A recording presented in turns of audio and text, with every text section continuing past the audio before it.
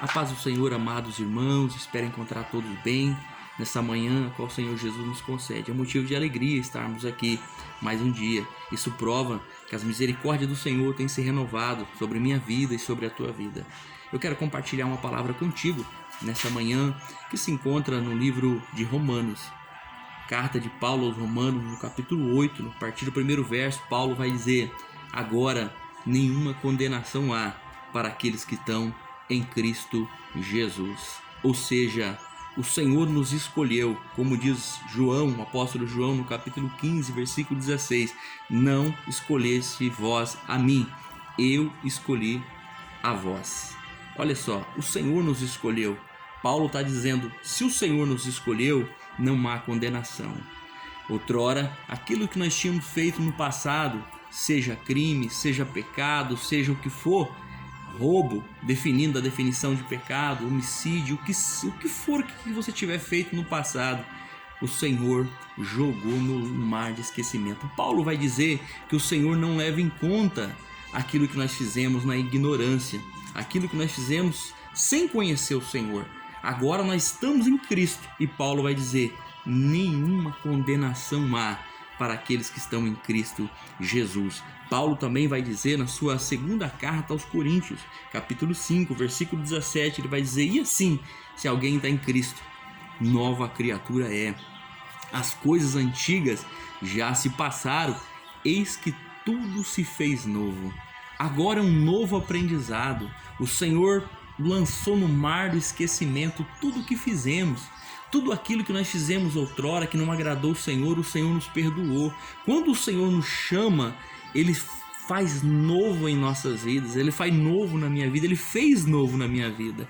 Ele faz novo na tua vida. Eu sou prova disso, o que o Senhor fez na minha vida. E quando nós experimentamos o novo nascimento, é como se fosse uma criança que acabara de nascer. Tem que aprender tudo novamente. E isso requer tempo, não é do dia para a noite. O bom seria se nós conhecermos, assim, naquele momento que nós tivéssemos conhecido o Senhor, que nós viesse a aprender a Bíblia de Gênesis, Apocalipse, mas não é bem assim. É um procedimento, é um processo a ser seguido. Esse processo, ele requer tempo. E nós temos que viver cada momento, cada propósito, cada tempo que o Senhor nos concede. Aproveitarmos, sabermos aproveitarmos.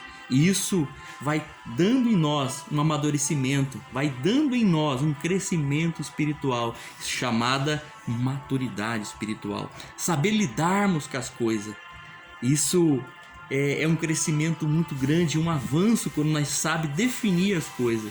Quando uma pessoa vem diante de nós e nos ofende, nós lembra do que o Senhor disse: quando te ferir em uma face, dê a outra. Quando uma pessoa te ignora, quando uma pessoa te ofende, você vai para a Bíblia e você vê lá que Paulo vai dizer assim: nós que somos fortes, sabemos, nós temos que suportar a fraqueza dos fracos.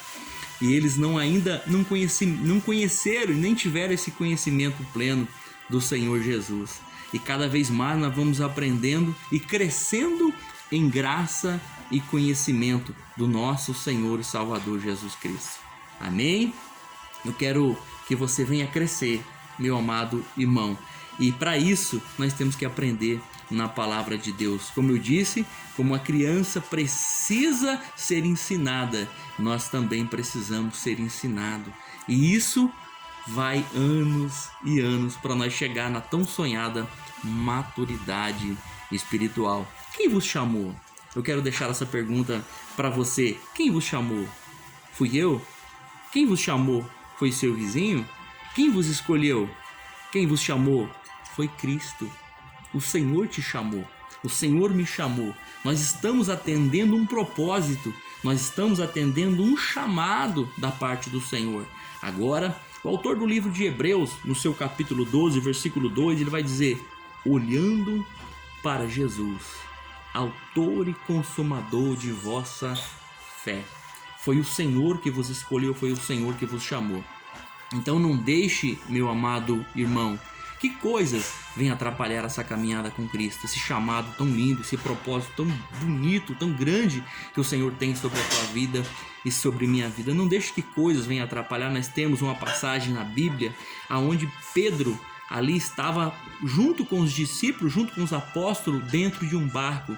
E esse barco estava prestes a ser afundado, porque o mar estava bravo, vamos dizer dessa forma. E Cristo, o Senhor Jesus vai ter com os discípulos andando por cima das águas.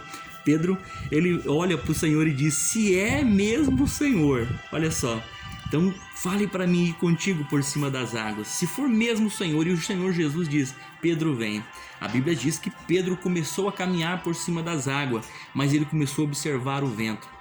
E quando ele começou a observar o vento, diz a Bíblia que ele começou a ir para o fundo, aonde o Senhor Jesus pega na mão dele. Só que uma coisa é interessante, ele gritou, Senhor, salva-me. E o Senhor pegou ele na mão e falou: homem de pequena fé, por que duvidaste? Nós não temos que duvidar, nem eu e você duvidar do chamado, do propósito que o Senhor tem para a minha vida e para a sua vida. O Senhor foi nos chamou. Nós não devemos olhar para os lados, para as coisas, devemos olhar para o Senhor Jesus. Eu tenho certeza que se você olhar para Cristo, você não vai afundar. Aquilo que Pedro olhou foi o vento.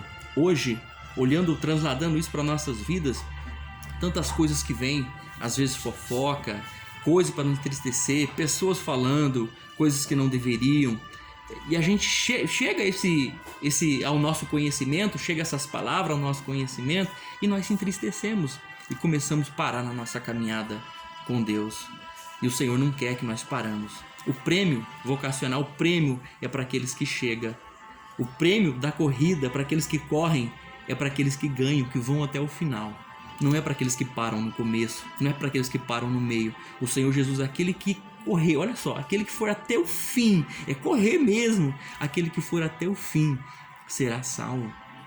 Então nós temos que andar, não devemos parar, amados irmãos. Fica essa palavra de Deus ao seu coração e que você não venha parar nessa manhã. Deus abençoe tua vida.